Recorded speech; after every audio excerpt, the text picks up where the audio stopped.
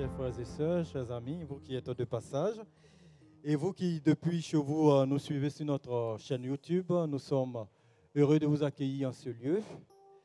Nous sommes heureux de nous retrouver ensemble pour apporter toute notre adoration, notre louange, et notre action de grâce et notre reconnaissance à notre Seigneur Jésus-Christ. Béni soit son Saint-Nom qui nous a renouvelé encore ce matin son souffle de vie. Béni soit le nom du Seigneur qui prend soin de chacune de nos vies. Et le but, la volonté du Seigneur, c'est de nous façonner chaque jour à l'image de son Fils Jésus-Christ. C'est dans le nom de Jésus-Christ que nous avons le pardon de nos péchés. C'est dans le nom de Jésus-Christ que nous sommes sauvés. Et c'est dans son nom, à son nom que nos prières sont entendues et exaucées. Il n'y a que Jésus-Christ seul. Je vous propose de commencer sans plus tarder avec ce chant qui dit « Nous apportons dans ta maison un sacrifice de louange et d'adoration ». Alors, sentons-nous libres de nous tenir debout, de taper des mains. Nous sommes dans la présence de notre Seigneur, tout en restant dans le respect, bien sûr, mais sentons-nous libres. Gloire au Seigneur.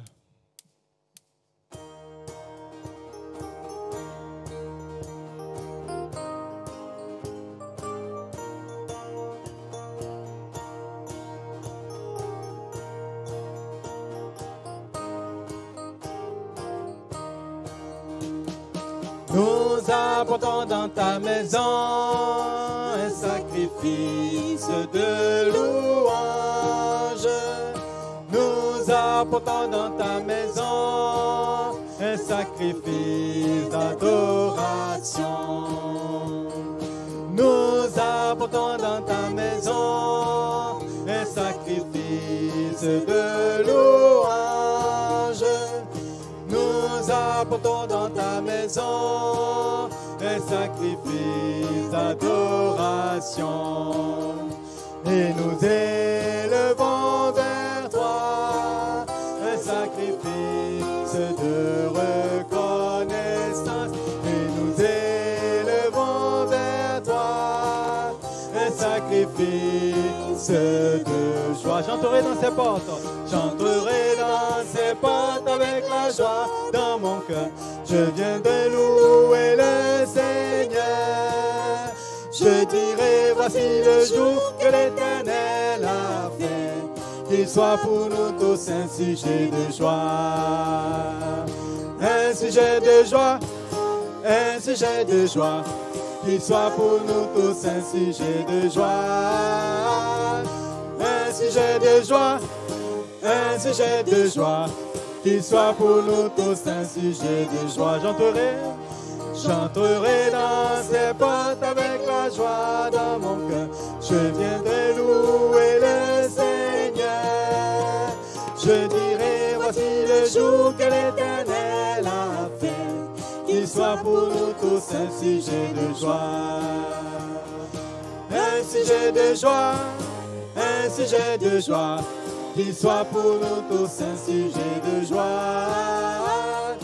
Un sujet de joie, un sujet de joie. Qu'il soit pour nous tous un sujet de joie. Nous apportons dans ta maison un sacrifice de louange. Nous apportons dans ta maison un sacrifice d'adoration. Nous apportons dans ta maison un sacrifice de louange. Nous apportons dans ta maison un sacrifice d'adoration. Et nous élevons vers toi un sacrifice de reconnaissance. Et nous élevons vers toi un sacrifice de joie. Sois béni, Seigneur Jésus, sois loué. Merci ô éternel Dieu, qui décrira l'éclat de ta beauté. Gloire à ton nom, Seigneur.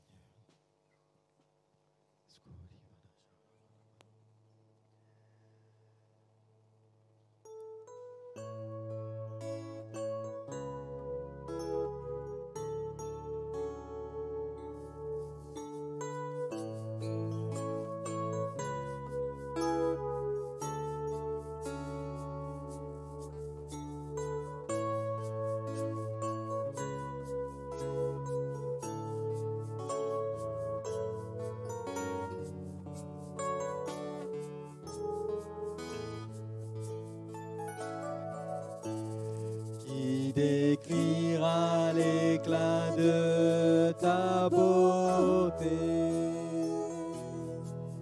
Trop belle pour nos mots. La raison ne peut la comprendre. Les yeux ne peuvent la sonder. Qui pourrait mesurer la grandeur de ta sagesse et de ton amour? Qui décrira l'éclat de ta beauté? Majesté, tu règnes aux cieux. Devant toi, je me tiens ébloui. Devant toi, je me tiens ébloui. Dieu très saint devant ta majesté, je me tiens ébloui. Qui décrira l'éclat de ta beauté? Trop belle pour nos mots. La raison ne peut la comprendre. Les yeux ne peuvent la sonder. Qui pourrait mesurer la grandeur de ta sagesse et de ton amour? Qui décrira l'éclat de ta beauté? Majesté, tu règnes aux cieux. Devant toi, je me tiens ébloui. Devant toi, je me tiens ébloui. Dieu très saint devant ta majesté, je me tiens ébloui. Devant toi, devant toi, je me tiens ébloui. Devant toi, je me tiens ébloui. Dieu très saint devant ta majesté, je me tiens ébloui.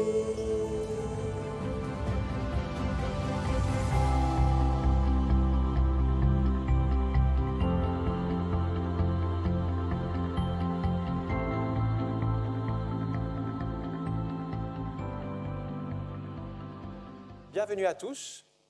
J'aimerais parler sur notre attitude dans les combats, dans le psaume 18 au verset 1, au chef des chantres, du serviteur de l'Éternel de David, qui adressa à l'Éternel les paroles de ce cantique, lorsque l'Éternel l'eut délivré de la main de tous ses ennemis et de la main de Saül. Il dit : « Je t'aime, ô Éternel, ma force, Éternel, mon bouclier, ma forteresse, mon libérateur, mon Dieu, mon rocher où je trouve un abri, mon bouclier, la force qui me sauve, ma haute retraite.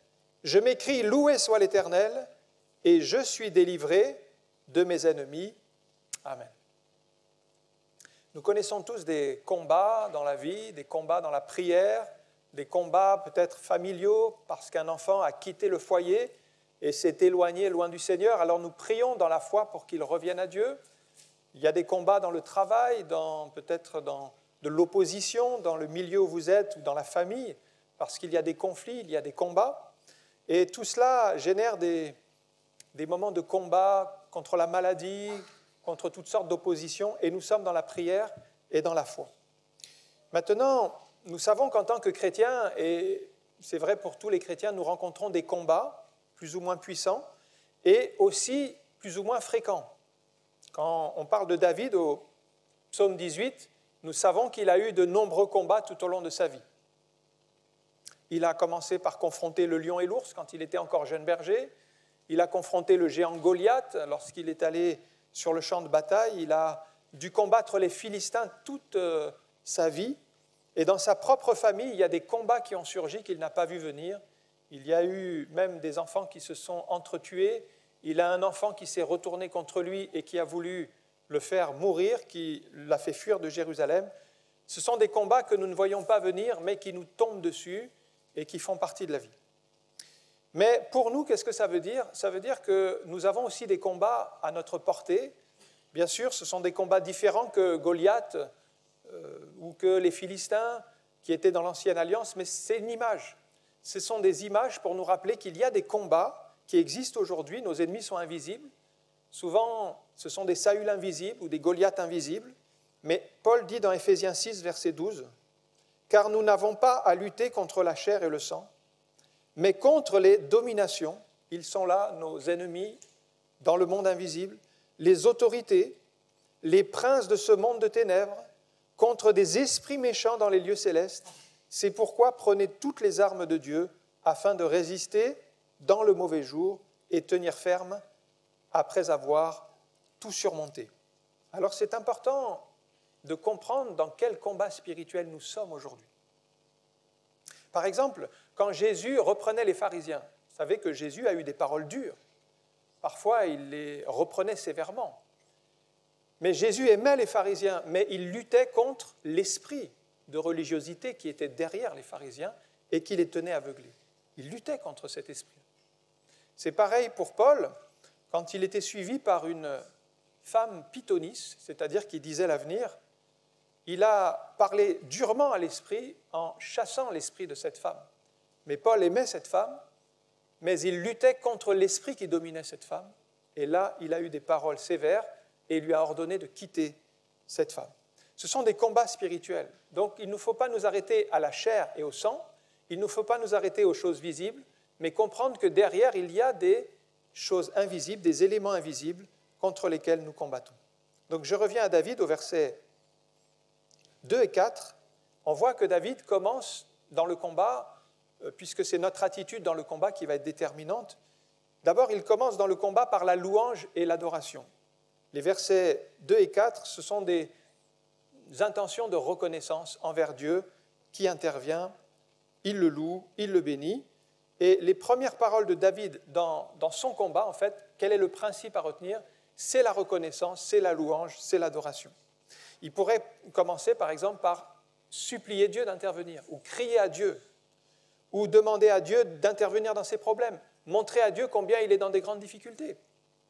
Mais il commence par louer le Seigneur et lui rendre gloire pour sa puissance, pour sa majesté. Et en fait, quand vous louez le Seigneur, ça attire la présence de Dieu. Parce que la Bible dit que Dieu siège au milieu des louanges d'Israël. Il siège au milieu des louanges. Il aime les louanges. Il ne siège pas au milieu des plaintes et des lamentations, au milieu des critiques, au milieu des gémissements. Il siège au milieu des louanges. Donc, si vous voulez être en communion avec Dieu, commencez par louer le Seigneur pour entrer dans sa présence. David a pris la décision de louer Dieu dans les temps favorables ou défavorables. En fait, il a découvert ce principe, c'est que quand il loue Dieu, Dieu combat pour lui. Et pour nous, c'est pareil. Quand nous louons le Seigneur, il combat pour nous. Les combats sont trop nombreux pour nous, ils sont trop puissants, nous n'avons pas les moyens, on ne sait pas comment faire, mais déjà ce que nous pouvons faire, c'est venir avec reconnaissance dans la présence de Dieu. Il y a un roi de l'Ancien Testament qui s'appelait Josaphat, qui a compris ce principe. Il était en combat contre deux armées très puissantes, les Ammonites et les Moabites. Entre parenthèses, ce sont les descendants de Lot. Lot qui avait péché, qui s'était éloigné de Dieu, ça a donné deux peuples ennemis du peuple d'Israël qui maintenant attaquent Israël. Les Ammonites, fils d'Amon, donc fils de Lot, et les Moabites de Moab, fils de Lot aussi. Et donc, alors qu'il est attaqué par cette multitude, la Bible dit une multitude forte et nombreuse. Ça veut dire que, sur le papier, en tout cas, ce roi de Juda, Josaphat, n'a aucune chance de s'en sortir. Mais il va chercher l'Éternel, et c'est ce qui va faire la différence. Alors qu'il est là dans le jeûne, la prière, il a convoqué le peuple en s'attendant à Dieu. En fait, dans ce jeûne et prière, qu'est-ce qu'il va faire? Il va commencer par rappeler tous les hauts faits de Dieu, la gloire de Dieu, sa bonté, comment il est intervenu dans le passé. Il va montrer à Dieu combien il est puissant, combien c'est le Dieu d'Israël, combien il est intervenu pour Abraham. Il va louer Dieu de tout son cœur, de toute son âme. Et puis au verset 12, donc dans 2 Chroniques chapitre 20, verset 12, il termine en disant « Ô notre Dieu, n'exerceras-tu pas tes jugements sur eux ?» c'est-à-dire sur ses ennemis qui nous entourent, c'est le combat dans lequel il est. « Car nous sommes sans force », ça c'est la réalité à laquelle nous sommes confrontés souvent, devant cette multitude nombreuse qui s'avance contre nous, nous ne savons que faire, mais nos yeux sont sur toi. Et ça, c'est très important. Il mentionne la réalité dans laquelle il est. Nous ne savons que faire. Nous sommes sans force. Nous n'avons pas les moyens, mais nos yeux sont sur toi. Nous développons une autre vision, une vision de foi. Ça veut dire quoi? Ça veut dire ne pas regarder vers le problème, mais regarder vers la puissance de Dieu. Il va développer cette vision de foi. Nos yeux sont sur toi. Est-ce que ce matin, vos yeux sont sur le problème ou est-ce qu'ils sont sur le Seigneur? Si vos yeux sont sur le Seigneur, vous pouvez vous attendre à la puissance de Dieu, parce que Dieu est tout-puissant. Il est merveilleux. Et Josaphat, donc, dans la prière, alors qu'il est là avec le peuple, il va laisser l'Esprit agir, et un prophète qui s'appelle Jacaziel va recevoir de Dieu que ce n'est même pas la peine que l'armée combatte, parce que Dieu combattra pour vous. Et Josaphat, le roi, va prendre cette parole de Dieu comme une vérité prophétique. Il va avoir l'audace de mettre devant l'armée les chantres et les musiciens qui vont louer le Seigneur. Et c'est ainsi qu'il est parti au combat contre des armées ennemies, avec les chantres et les musiciens qui louaient le Seigneur. Et c'est important, un petit détail dans ce texte qui dit qu'au moment où les chantres commencèrent à louer le Seigneur, Dieu est intervenu pour combattre les ennemis d'Israël. Mais c'est précisé au moment où les chants ont commencé. Pas avant, mais au moment où la louange a pris place, Dieu s'est manifesté. Et ça veut dire pour nous, eh bien, que Dieu agit en son temps, quand il le décide, mais en tout cas que la louange est favorable pour permettre l'action de Dieu. Donc commençons toujours par louer le Seigneur. Le deuxième principe, toujours dans notre attitude, après la louange, c'est la prière dans le combat au verset 5 à 7. « Les liens de la mort m'avaient environné, les torrents de la destruction m'avaient épouvanté, les liens du séjour des morts m'avaient enlacé, les filets de la mort m'avaient surpris. Dans ma détresse, j'ai invoqué l'Éternel. J'ai crié à mon Dieu. De son palais, il a entendu ma voix, et mon cri est parvenu devant lui à ses oreilles. » Et maintenant, nous passons à la prière. C'est une grande attitude que nous devons avoir dans le combat. C'est la prière de la foi. On sait que David est passé près de la mort à plusieurs reprises dans sa vie, parce que Saül voulait le tuer, parce qu'il a fui. En fait, l'essentiel de la vie de David, c'était qu'il fuyait Saül toute une partie de sa vie. Il devait se cacher dans les grottes. Et à un moment donné, la Bible dit que dans le désert de Mahon, alors que Saül et son armée étaient sur lui, il l'avait encerclé, le texte dit que Dieu a suscité un ennemi à Saül pour qu'il revienne précipitamment à Jérusalem. C'est-à-dire que David était perdu en réalité, il n'avait pas le poids contre l'armée de Saül, mais c'est Dieu lui-même qui est intervenu pour débloquer la situation. Et quelquefois, nous sommes un peu comme David, encerclés, sans issue, et nous ne pouvons rien faire. Strictement, David ne pouvait rien faire. Ce n'est pas lui qui allait susciter un ennemi à Saül, mais c'est Dieu qui, dans sa puissance et sa sagesse, est intervenu au moment, j'allais dire à l'instant T, pour délivrer David de cette situation sans issue. Et Saül, qui pourtant était sur le point d'attraper David, a dû le laisser là et retourner à Jérusalem contre les Philistins qui attaquaient. Donc, on doit faire vraiment confiance à Dieu qui intervient dans notre combat alors que nous prions. Et c'était l'attitude de David, alors que lui demandons sa grâce, eh bien Dieu a des solutions pour nous sortir de ces situations. On passe parfois par des situations sans issue. Mes frères et sœurs, nous avons recours à la prière de la foi. La prière de la foi change les choses. En fait, la situation ne va pas changer forcément tout de suite, mais la prière de la foi déjà prépare le terrain. Le texte dit « De son palais, il a entendu ma voix ». Déjà, il se passe quelque chose dans le monde invisible. Même si sur le plan humain, sur le plan visible, il ne se passe rien en apparence, déjà l'Éternel a entendu ma voix et il prépare quelque chose, un plan pour nous sortir.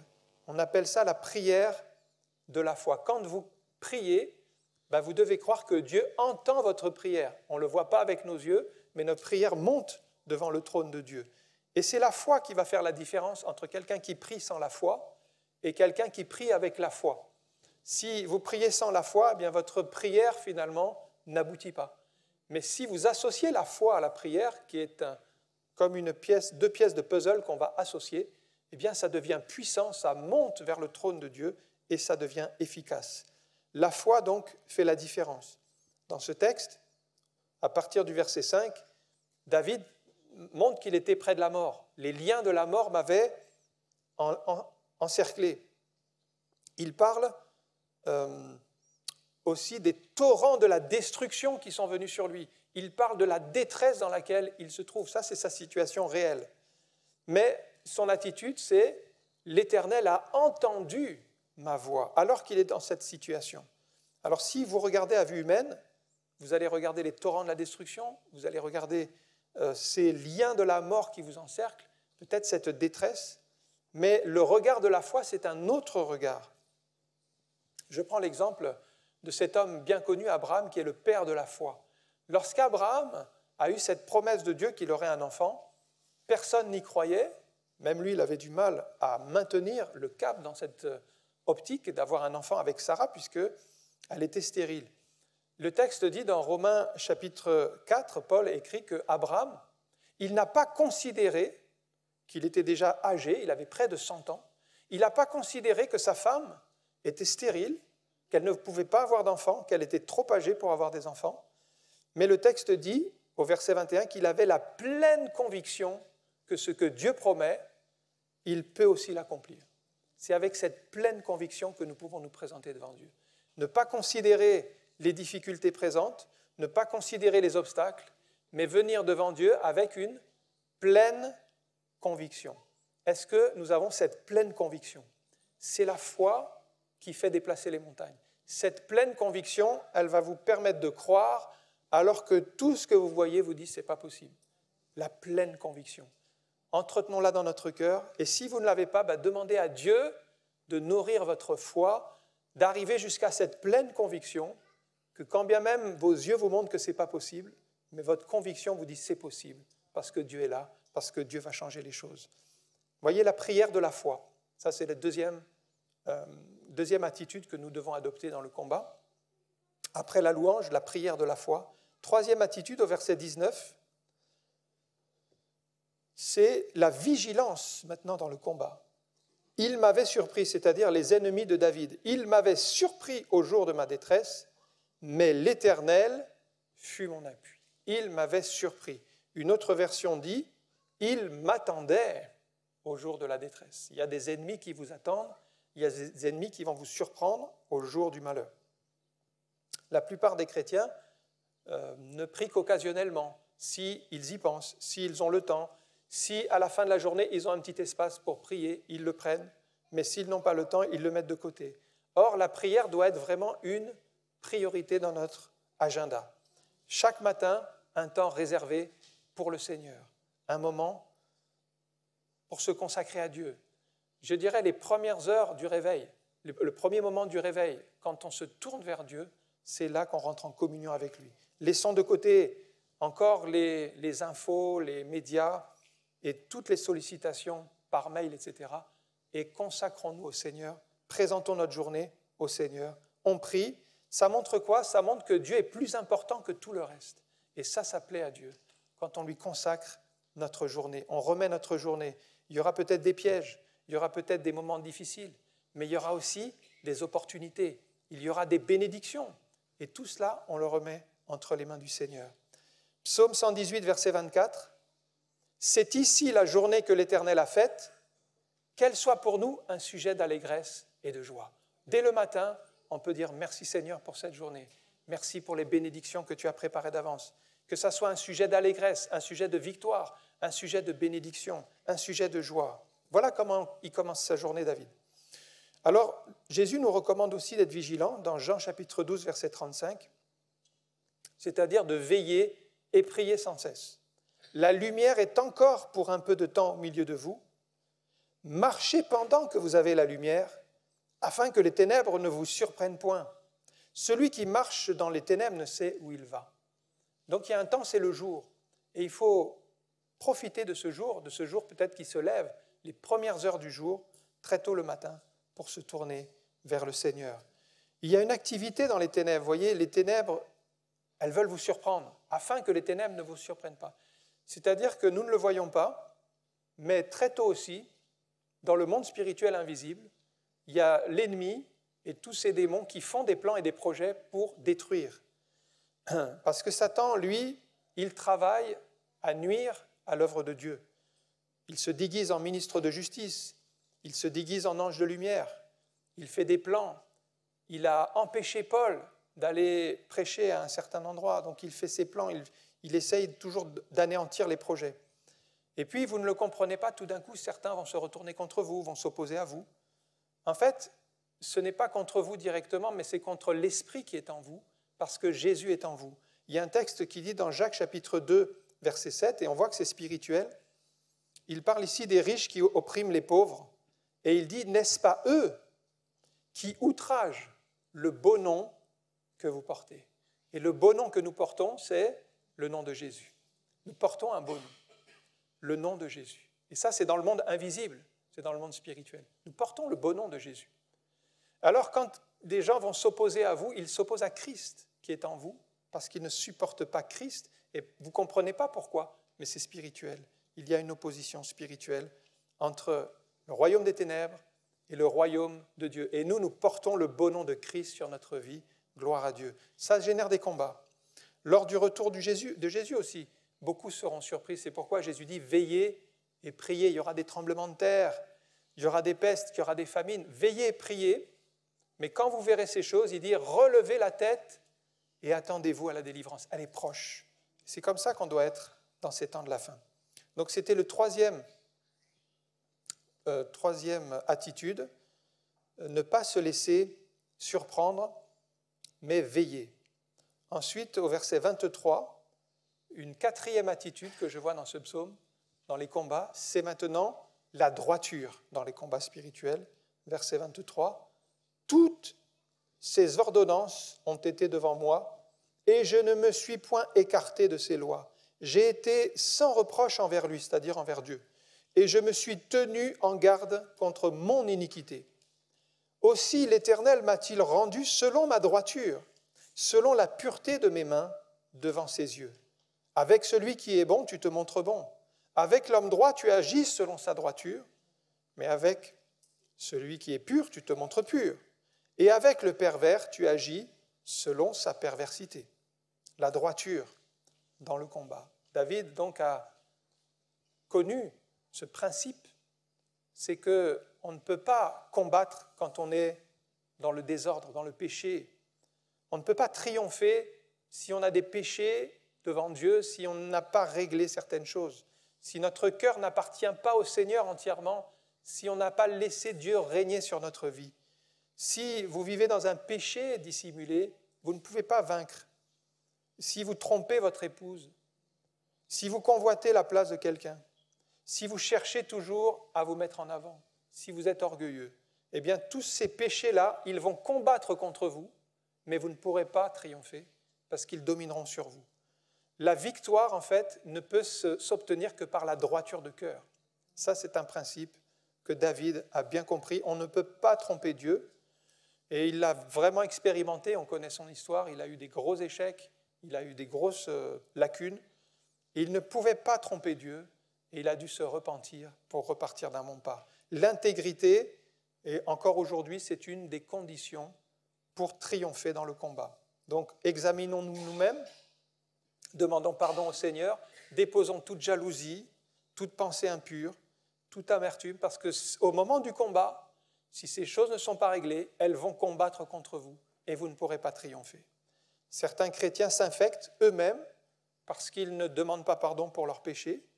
Ils ne peuvent pas combattre, mais ils infectent aussi leur entourage. Hébreux chapitre 12, verset 15. « Veillez à ce que personne ne se prive de la grâce de Dieu, à ce qu'aucune racine d'amertume, poussant des rejetons, ne produise du trouble et que plusieurs ne soient infectés. » Qu'est-ce que l'auteur aux Hébreux explique ici ? Il dit que certains se laissent infecter par des mauvaises pensées, par des pensées vaines, par de la jalousie, par de l'amertume, par de la rancœur. Non seulement ils ne peuvent pas triompher dans leur propre combat spirituel, parce qu'ils ne vivent pas l'intégrité, mais en plus, ils sont en train d'infecter les autres personnes autour d'eux, c'est-à-dire leur famille, leurs amis, leurs connaissances. Ils déversent sur eux leur amertume et ils se trouvent infectés eux-mêmes par leur comportement. Voyez que quand on n'est pas intègre, quand notre cœur n'est pas entier pour le Seigneur, eh bien, nous donnons des armes au malin pour lutter contre nous. Et c'est ce qui se passe dans le cas de l'amertume. Donc votre intégrité, au contraire, ça va être une puissance contre le malin. L'ennemi ne peut rien faire contre un chrétien intègre, et il le sait. C'est pourquoi, à un moment donné, Jésus dit même, à propos du diable, il dit « Le diable, il n'a rien en moi ».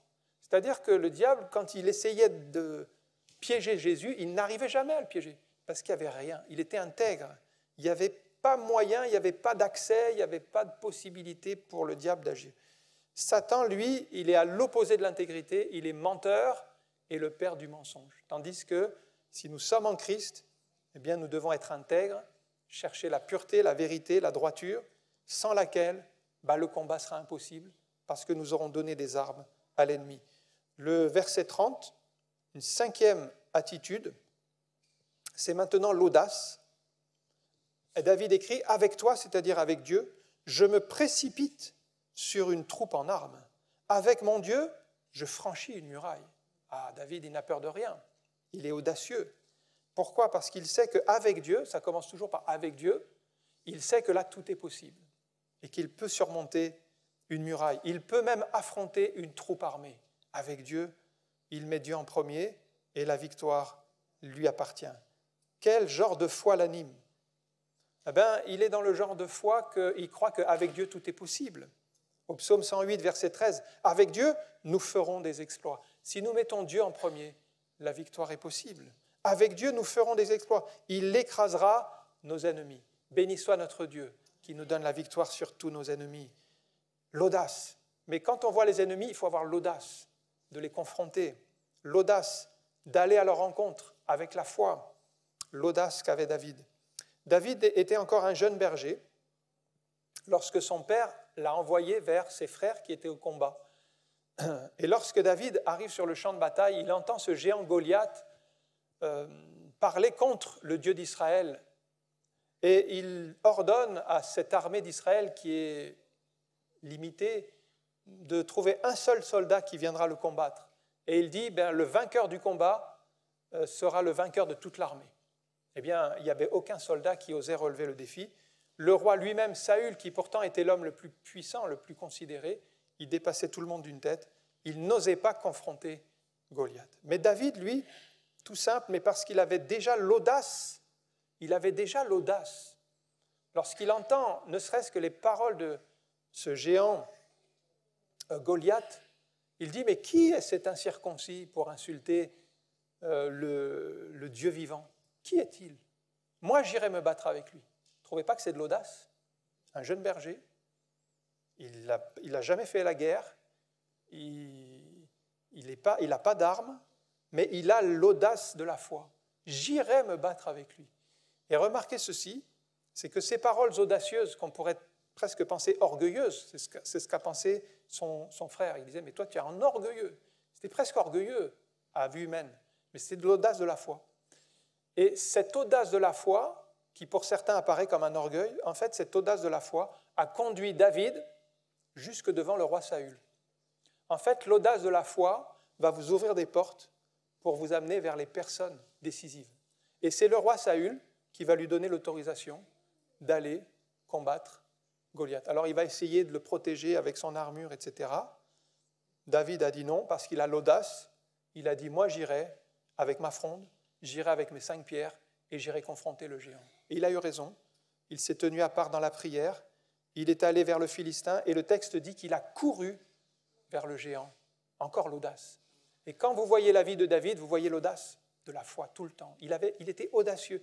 Il osait prendre des risques pour Dieu et en fait des risques mesurés, c'est-à-dire des risques, pas de la folie, mais des risques sachant que Dieu est au-dessus.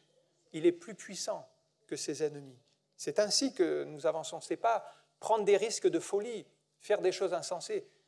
David prenait un risque, une audace de la foi, mais mesurée, sachant que Dieu était avec lui. Pourquoi ? Parce qu'il a pris le temps de prier. Il est allé au torrent. Il a réuni les 5 pierres. Il avait sa fronde. Vous voyez, il avait fait son plan. Il savait comment il allait avancer, etc.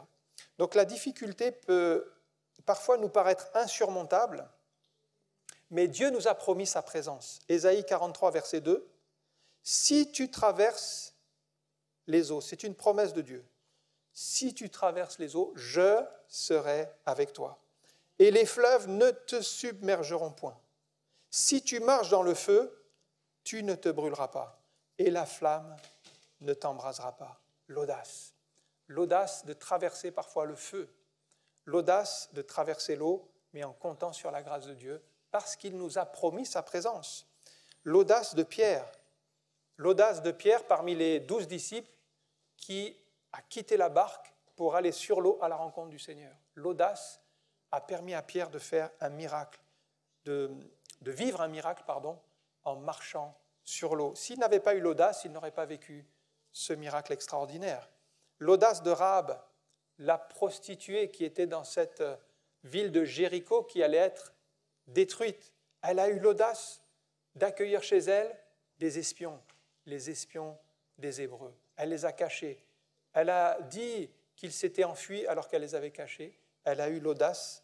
Eh bien, elle a été sauvée. Elle avait mis le fil cramoisi à sa fenêtre et elle n'a pas péri avec le reste de la ville, mais elle a été sauvée de la destruction. L'audace, en fait, vous ouvre des portes nouvelles, des possibilités nouvelles. 6e attitude de David, au verset 35, maintenant c'est l'apprentissage dans le combat. Il écrit, donc Dieu exerce mes mains au combat et mes bras tendent l'arc d'airain. C'est intéressant ce verbe exercer, dans d'autres versions, autres traductions, c'est il enseigne ou il m'instruit. C'est le même mot quand vous voyez enseigner, instruire. Donc il apprend. David apprend de Dieu. Il apprend de Dieu à utiliser les armes pour être plus efficace. D'où l'utilité d'avoir les armes de Dieu. On parle des 6 armes du soldat de la foi que Paul présente, le bouclier de la foi, le casque du salut, l'épée de l'esprit, la ceinture de la vérité, les chaussures du zèle de l'évangile, la cuirasse de la justice, des 6 armes. En fait, nous devons apprendre à les utiliser, mais apprendre de Dieu. Et chaque arme a sa fonction. Eh bien, David apprenait à utiliser l'épée, mais de Dieu. Il apprenait à utiliser l'arc, mais il dit, tu exerces mes mains. C'est toi qui m'apprends comment utiliser ces armes. Alors nous devons aussi nous apprendre et être prêts pour le combat. Bien des gens se préparent pour des événements de la vie importants, comme un mariage, une retraite, un grand voyage. Ils préparent ces choses-là pour être prêts le jour J. Mais les combats spirituels, frères et sœurs, ça se prépare minutieusement. Paul écrit à Timothée, « Exerce-toi à la piété ». Et ce mot « exercer », s'exercer, c'est le mot qui a donné gymnase en français, qui, à l'époque, était s'exercer comme un athlète dans le stade pour confronter les adversaires. Donc s'exercer, c'est à la fois spirituel et c'est à la fois nécessaire pour les combats. Si vous voulez progresser, en fait, Dieu va vous apprendre comment utiliser ces armes et on a besoin d'apprendre de Dieu. Si vous dites, par exemple, moi aujourd'hui je sais déjà comment faire, je n'ai pas besoin qu'on m'apprenne davantage, eh bien vous n'avancerez plus, vous ne pourrez plus progresser avec Dieu parce que vous êtes arrivé à un stade où vous dites, moi je n'ai plus besoin d'apprendre. Mais David, lui, malgré toute son expérience, malgré sa victoire contre Goliath, malgré sa victoire contre les Philistins, malgré les grands combats qu'il a pu remporter, il dit « Seigneur, j'ai encore besoin que tu m'apprennes à combattre. J'ai encore besoin d'être exercé. J'ai encore besoin d'approfondir ma relation avec toi. » Et ça, c'est très important dans le combat, toujours s'exercer. Je termine avec un dernier principe au verset 38. C'est maintenant la détermination. Verset 38, détermination dans le combat. Regardez comment David traitait ses ennemis. « Je poursuis mes ennemis, je les atteins. Je ne reviens pas avant de les avoir exterminés. Je les brise et ils ne peuvent se relever. Ils tombent sous mes pieds. » Tout ça, ça montre une détermination dans le combat jusqu'à ce que tous les ennemis soient anéantis. David donc ne laisse pas ses ennemis prendre le dessus sur lui, il les confronte, il les extermine jusqu'au dernier. Alors bien sûr pour nous, c'est une image parce que c'est l'ombre et la réalité, l'Ancien Testament, des choses spirituelles qui doivent arriver. Et pour nous, nous avons des ennemis que nous devons combattre. Comme Paul dit, veillez à ne pas laisser à Satan l'avantage sur nous, car nous n'ignorons pas ses desseins. Il y avait un combat. Il ne faut pas lui laisser l'avantage. Il faut combattre. Il faut le faire reculer. Caleb aussi était déterminé. La Bible dit qu'il avait 85 ans. C'est déjà un âge honorable. Et au lieu de se reposer sur ses acquis, il y avait là une montagne avec des Anakim. Mais les Anakim, ce sont des géants. Mais il ne s'est pas laissé démonter par ces géants. Et il a dit à Josué, « Donne-moi cette montagne, moi je vais aller confronter les Anakim. » 85 ans, il avait encore de la détermination pour que tout ce que les ennemis du peuple de Dieu avaient encore, il soit mis hors d'état de nuire. Et c'est ainsi que Caleb a remporté de grandes victoires. Aujourd'hui encore, il nous faut de la détermination. Peut-être vous êtes malade, la maladie dure. Soyons déterminés à ne pas baisser les bras et à continuer à prier. Peut-être les portes se sont fermées, vous avez essayé de trouver un travail. Les difficultés sont là. Continuons à prier le Seigneur pour qu'il ouvre la bonne porte. Des fois, on a envie de tout abandonner. On regarde aux circonstances défavorables. Mais soyons déterminés à continuer dans la prière et à regarder vers le Seigneur qui est tout-puissant. On va prier quelques instants. Vous êtes peut-être dans le combat spirituel, combat qui est dur, un combat qui est long, peut-être de nombreux combats. Et quelquefois, on a remporté une victoire et c'est bien. Mais un autre combat arrive et on est tenu en échec. Bien, soyons persévérants. On ne peut pas changer la fréquence des combats, on ne peut pas changer l'intensité des combats, mais on peut changer d'attitude et venir vers le Seigneur, adopter la bonne attitude. Je rappelle les 7 attitudes de David que nous pouvons prendre en exemple. Premièrement, louer Dieu dans les combats. Deuxièmement, prier avec la foi. Troisièmement, être vigilant. Quatrièmement, soyez intègres. Cinquièmement, soyez audacieux. Sixièmement, continuez à apprendre de Dieu. Septièmement, soyez déterminés. C'est ainsi que nous pourrons triompher dans les combats. Merci encore pour ta parole. Merci parce que ta parole est la vérité, parce que tu nous donnes la victoire dans les combats. Et comme David, nous voulons nous inspirer de cet exemple pour adopter ces principes et ces attitudes qu'il avait su discerner dans sa relation avec toi. Seigneur, pour être de ceux qui sont déterminés, pour être de ceux qui sont vigilants, pour être à l'écoute, Seigneur, de ta voix et ne pas nous laisser contaminer par notre vision. Ce matin, nous voulons dire que nos yeux sont fixés sur toi, Seigneur. Nous sommes faibles, nous sommes acculés peut-être d'ennemis nombreux, mais ce soir, nous relevons la tête et nos yeux sont sur toi en attendant la délivrance qui vient de l'Éternel. Merci pour ta fidélité, parce que tu interviens pour tes enfants au cœur du combat. Merci parce que tu relèves le faible, parce que tu as compassion de celui qui souffre, parce que, Seigneur, tu soutiens celui qui est dans les combats spirituels et tu lui donnes les armes nécessaires. Nous voulons encore apprendre à utiliser ces armes, nous voulons encore être à l'écoute de Dieu et combattre dans la foi, dans le nom de Jésus. Amen.